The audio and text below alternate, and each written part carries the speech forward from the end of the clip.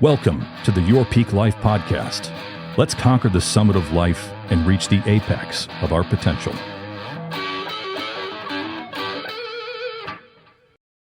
Hi, good afternoon. How you doing? Welcome to another episode of Your Peak Life podcast. Today we got a special guest, Dapper Luq himself. We have a 20 plus year relationship that we have established and kind of supported each other. So it was important for me to have him on here when I think of someone living their peak life, right? Living to the fullest in all aspects when it comes to a businessman, prior naval career, a father, husband, mentor,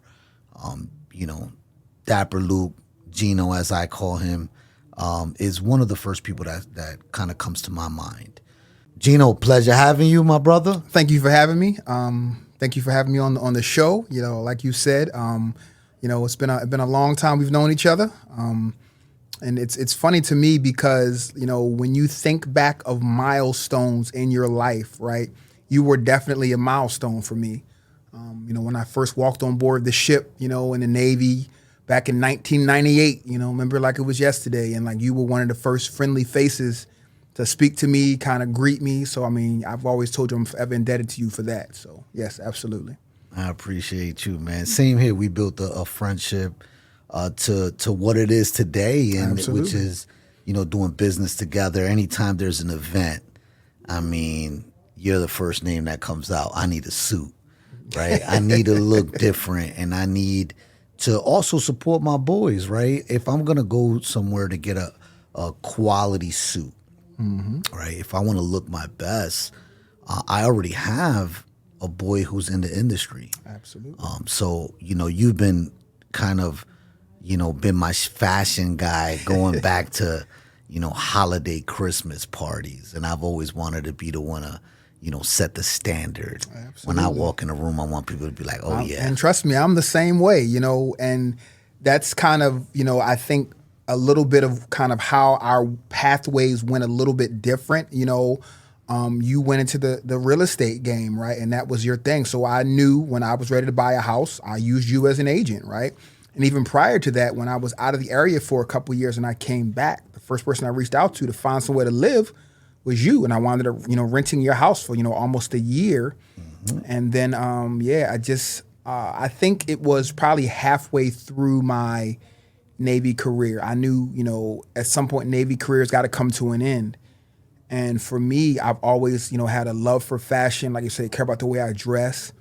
And the suit world, I didn't know necessarily I would be in the suit world, but I just feel like, one thing that people don't try to do is age, right? They always want to hold on to their youth, right? And that's cool, I get it, but to me, the suit is like grown man, gentleman, and I just think those are the kind of aspects that I really like and I enjoy.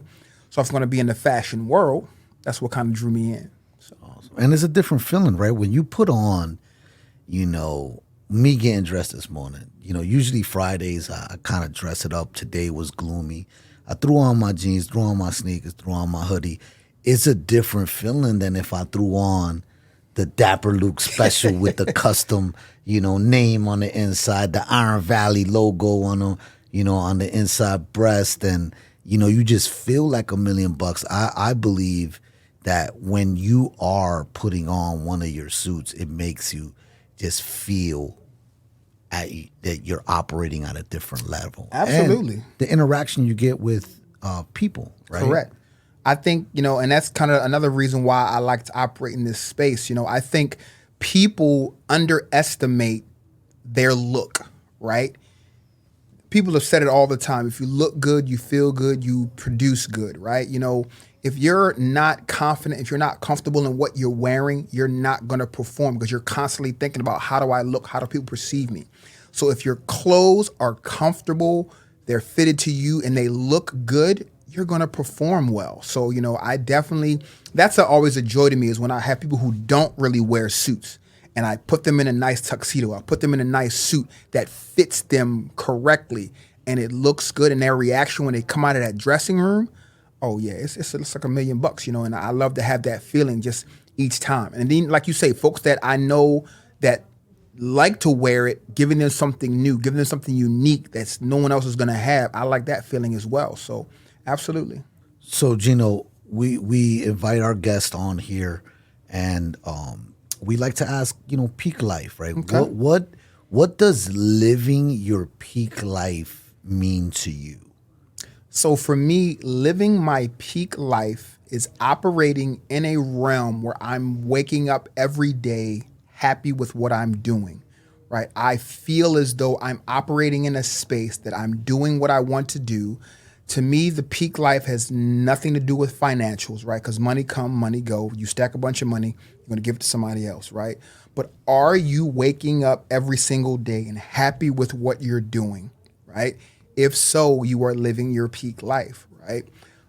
I have two boys, that are 22 and 18, right? And I tell them all the time, success is what you deem it, right? I can't tell you what success is to you. You have to tell me what you think it is, and I'll help you get there, right? But people always live off of, oh, you have the potential to be this, potential to be that. But what if the person that has the potential doesn't want to do that, doesn't like what they have the potential to be? They could be a 5-star athlete. What if they want to be a surgeon, right? So for me, again, a peak life is doing what you want to do each and every day and feeling successful at it. What were, you obviously didn't just start living your peak life. Absolutely not. No. Right? So, we go back to when we were teenagers. But what are some obstacles that you had to face in order to get to where you're at today? Right now, you are basically one of one. Absolutely. Yes, sir. Right. And we've had this conversation off screen, but I think it's important to bring up right now. Where I am, I have the ability to reach out and get mentorship from within. And my story, it led, or I'm here because of that. Me seeking that guidance. I reached out to Mike Little. He kind of opened the doors for me. Eric Edwards opened the doors for me. And now I'm here. I still seek guidance from other people, but they're still there, right? As having more experience, being an owner of a real estate company for longer than I have, been in, high production and sales for many years. So they still have the ability to guide me. So my journey was a little, I would say, easier, right? I wouldn't say that. I don't think it's easier, right? So this is the one thing, for me, what I think kind of got me to where I am, right? So I think it's two key things, right? First of all, you have to not give a fuck, right? I don't know if I can cuss on here, but you have to kind of not give a fuck. And why I say that is far too often we're concerned with other people's perceptions, what people think of us, what we should be doing. It could be your parents, it could be your spouse, it could be, your job. They have all of these, you should be doing this, right? And again, in order to operate in your peak life, you have to be doing what makes you happy. And you may make a lot of people that are not you unhappy, and you have to be okay with that, right? And then the second thing, it does take a level of humbleness, right? I think that's what you have, right? You realize that at some point, you've kind of plateaued where you can get yourself. And in order to get to that next level, you need somebody that's already at that level that can kind of show you. And to me, I need that as well, right? And like you said, we've talked about this before. Like, the real estate industry is an industry in that there's a lot of people in that industry. I'm in a custom suit industry. There's not a lot of people in my industry, right? But it doesn't stop me from reaching out, seeking guidance, and even talking to somebody that I consider my peers in my industry. And I do that not necessarily to help me, but in order to kind of give me a guiding, you know what I'm saying? Am what I'm doing and what I'm thinking, is that kind of in line with everyone in the industry? And a lot of times you'll see that it is, right? And, just recently I had a conversation with a gentleman who's a clothier in Atlanta. And it's kind of funny because, me looking at him on social media, I thought he was like, leaps and bounds ahead of me, right? But then he and I actually had a mutual friend that connected us, and we had a conversation. And when I talked to him, I'm like, we're pretty much neck and neck in how we operate. Yes, he has a bigger location in Atlanta, but the same challenge that I face, the same obstacles that I have, the same, kind of doubts that I have, he has, right? So I'm not far off in how I think and how I operate. You know what I'm saying? Because someone else that's doing it in another location that I see is like up here is like when they talk to me, they're like, we can have a genuine conversation because we're like in the same realm. You know what I'm saying? The power of Correct. social media. Absolutely. Right? The power of social media, which is tremendous. Yeah. In the same line, Taina, my daughter Taina recently got licensed, and she comes to me and say, "Hey, I want to be like this person on social media. They're killing it." So I'm looking at their social media and I'm, giggling to myself, right? Because she doesn't really know. When I look up the numbers of production, that person has sold 2 or 3 homes. And, then when I show her the numbers behind the social media, she's like, wow. She's been licensed, 4 months and has sold 5 houses. Yeah. So the person that you're looking up to that you think is like here, when it really, you kind of, as they say, pull the curtain back, you see it. Sometimes it's just smoke and mirrors, right? Yeah, men lie, women lie, numbers don't. Absolutely. It's what I love to live by. But that's a good, kind of in line with what we were talking about. Good example of where, social media could be. I mean, I'm not telling people to not use it to Absolutely their benefit, not. right? In my opinion, social media, we use the term, the world is flat, right?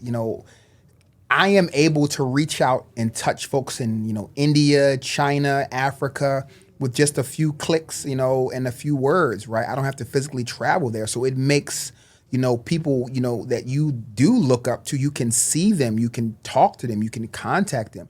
So in that regard, yes, it is great. But like you just said, you have to be aware that, everything that looks flashy ain't always such, you know what I'm saying, as well. That's a fact. I was having a conversation with someone earlier today, and they informed me that you got a client coming in from Texas, right? Coming in from out the state, based on word of mouth, right? And they're coming from Texas, getting a suit from you. How is that? How does that make you feel? I mean, like, overall, I understand that, I'm good at what I do, right? Not to be, kind of what they say, boastful or, brag, but I am really confident in what I do, right? And then for me, I understand what I'm bringing, right? I also understand that I'm bringing an element that is not always there. So, people say all the time, I want this and I want that. But when that comes, are you ready for it, right? And I think I put myself in a position knowledge-wise, experience-wise, and just, not being afraid to fail, that when things come to me, I'm ready for them. So, it definitely makes me excited. I always, like I said, love to have a new client. And I think I position myself to be able to do that. So that's why I like it. You put yourself in a position to give people goals. Absolutely. And let me a little bit go into it a little bit. I've heard several people say, I can't wait till I get my first Dapper Luq. Yeah. It's a different level of, it's a different experience. Absolutely. And it goes in line with maybe even your professional goals, right? If I sell X amount of houses, or if I get to this point in my career, I'm going to go and get me a custom suit with my name and logo in it. And it's going to make me feel like, $1 million. Yeah. It definitely feels good. I mean, and it's funny you say that, because I've had people that have come to me and they say that, like you said, my suit is a reward for them for, like you say, selling or having a great quarter. And that feels good to me, right? And then even for me, like, I am definitely a person that I don't like to kind of chase labels, right? I'm more comfortable if the things that I have on, the brands that I'm wearing, if I know the person, I can reach out and touch them. My watch, is Tally and Twine. I actually know the owner of Tally and Twine, Randy Williams out there in Portsmouth. What's up, my brother? If you're watching, love the watches. But I mean, for me, like, to me, that's what makes me feel good, that I can reach out and I can support folks that, like you said, that that you have some type of actual, relationship with, can connect to them. And then that it's going to be of a high quality. If you can have all those things and the person, to me, that is, like you say, living your peak life. If you can wear and represent brands of people that that feels good. Awesome. I often say the way to success is by capitalizing on the strengths of the circles you're already in. Absolutely. And even in my example, you're a living testament of it. I don't need to figure out if I need a suit where I'm going to go to. If someone asks me, hey, Edwin, Junebug, Rodriguez, whatever they call me, the many names I have, right? I'm looking for a suit. It's easy. This is my boy, Dapper Luq. Check him out. Boom. It's already done. If someone comes to me and says, hey, I need, I want to build a custom home. I got my boy Juan Aponte. He's a custom home builder. He's already there. These are relationships that have built throughout my career, and even just me as an adult and a business person coming up. I built these relationships in order for us to just grow together. Absolutely. And it's also an asset for me, right? Having the information makes you an asset. Absolutely. Because people now, they can come to you and, like you say, they need custom home. They need home repair. They need custom suits. They need to sell a home. They need, a doggone person to actually finance the home. Like, you've got those connections. And yeah, I definitely agree with you in the sense that, you want to put yourself in a position where, people can rely on you to get information, and then your peers, they can rely on you. Okay, you're not going to send me anybody that's going to be, not worth my time. They understand if you send them your way, that person has been somewhat vetted. They understand the level they're coming into, and, they expect to get a good, high quality product, whatever they're going to deliver. So, yeah.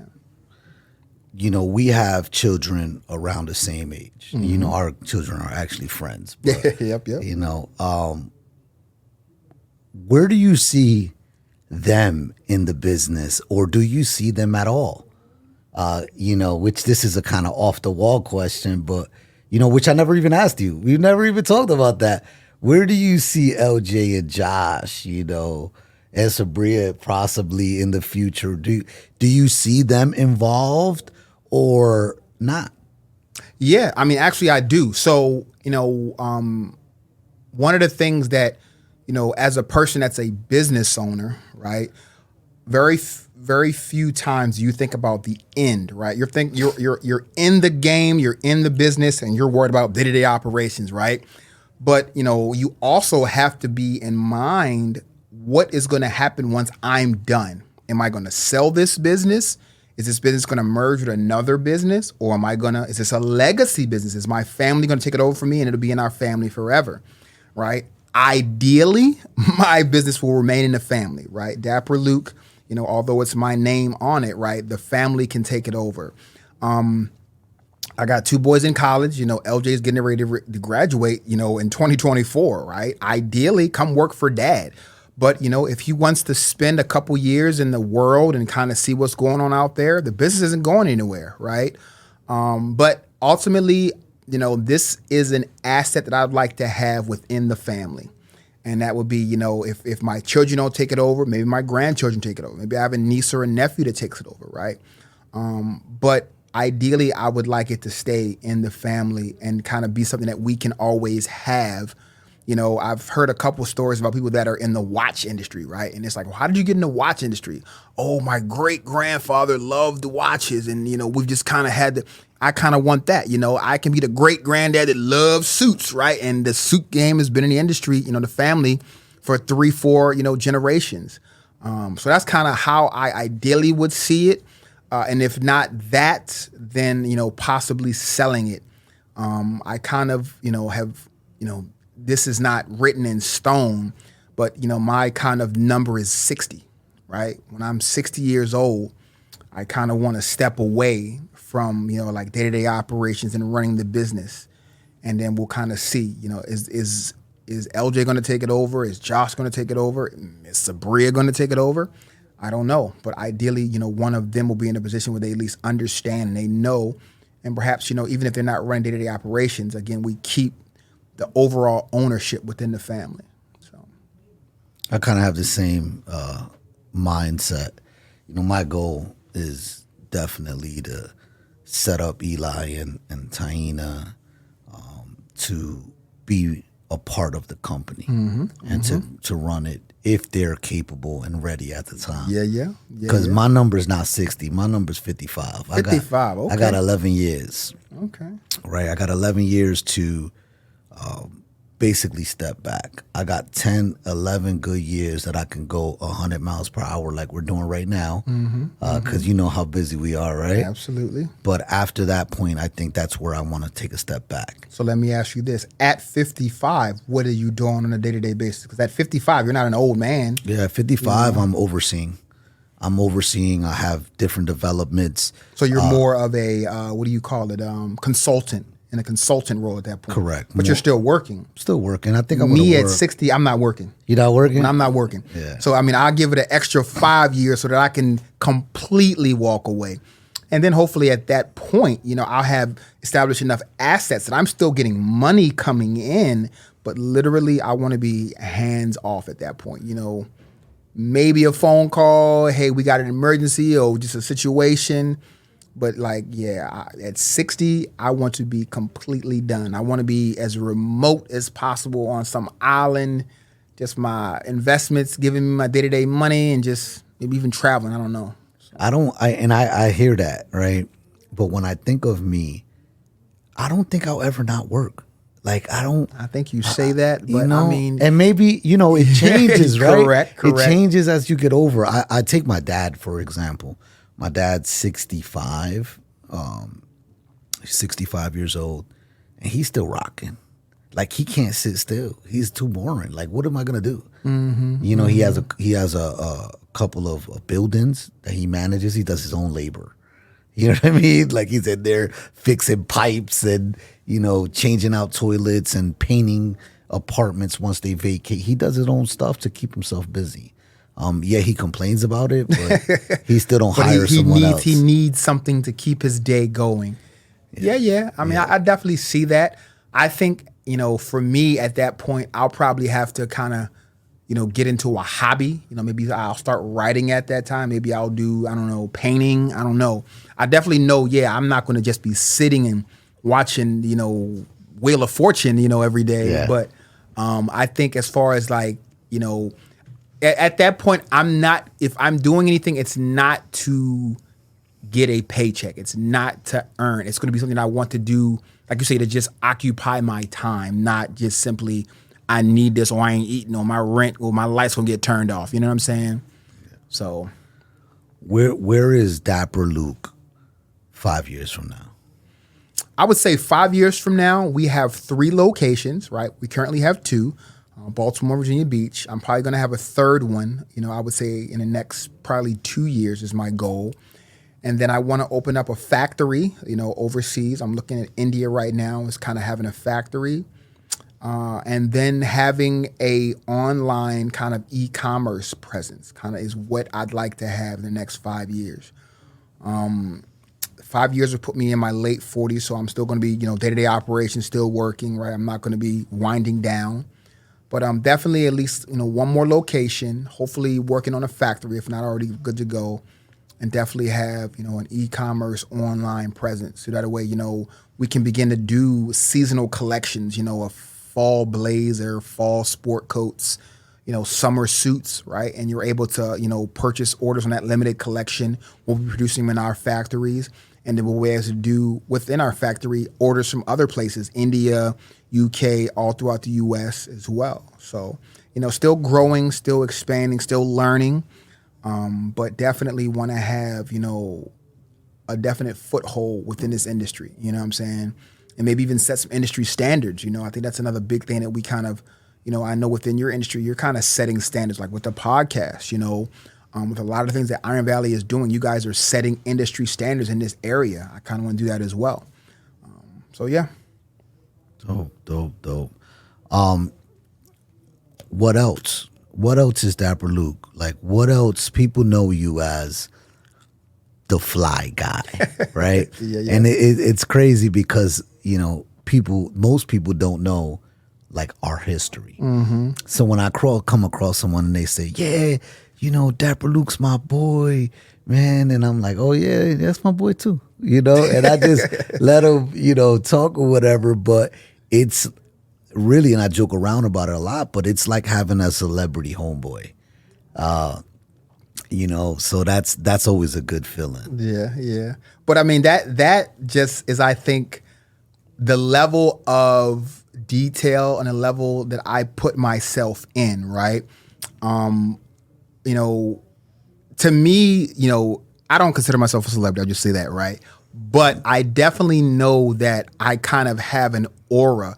And that's because I'm very Rick James aware. I watched the Rick James documentary, really good rock documentary.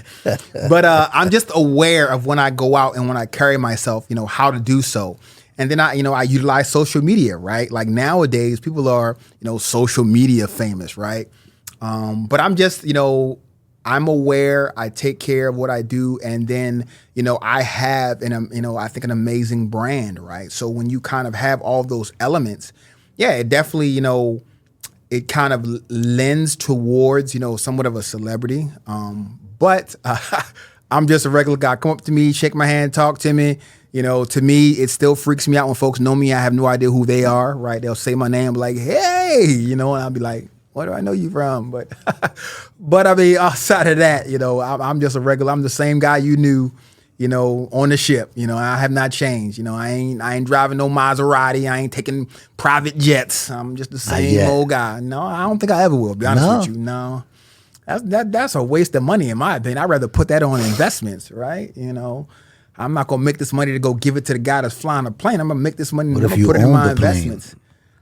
And then you rent it out and make an income off that. Okay, that is another way. Yeah. But there's more than one way. But yeah, I got you. I'm tracking though. Yeah. I'm tracking. What do you feel? How do you feel your 20 plus years of naval service or being in the military? How do you feel that has impacted your career now? I definitely so. For me, this is kind of what the Navy did for me, It got me out of Baltimore, right?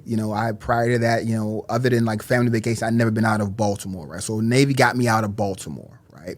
It gave me a very structured life, right, for 20 plus years. So as a result, I think I run a very structured business. I have to have, always tracking every movement of every order and understanding who does this and why they do it. Right. And then on top of that, right, it definitely gave me a world view. Like a lot of people, they don't see beyond their neighborhood or their city because they've never been beyond the neighborhood. Other than what they see on TV and social media, it's kind of opened us up more. But, like I said, we grew up in the 90s, right? We just had cable TV. We didn't have social media. So the Navy got me out of that area, right? Now, when I got into business, I realized that the Navy also, with its structure and with so much kind of, things around you, it made me comfortable, right? So when I was in a business where everything relied on me, I didn't have the backstop of the military, I realized I had anxiety, right? Because I had a fear of what I did not know. In the military, you always know what's coming up, to an extent, unless you're going to war, right? But for the most part, you've got a training cycle, you've got day-to-day operations, you've got a chain of command. You kind of know how things are going to be. But in the world of business, you don't always have those things. No matter you don't have those things. I know my industry, right? So, it helped me have a good structure in business, and then it also definitely gave me a worldview and not afraid to definitely get outside of my comfort zone is what I think the military done for me. Yeah, it definitely helped you because I remember a story. First time you coming straight from Baltimore. He was a different type of guy back then. Yeah. I wasn't letting anybody talk to me any old kind of way, right? Which a lot of people probably don't know that side of you. No, they don't. And that side of me is definitely gone, definitely matured out, right? Yeah. They used to call me Smoking Joe, right?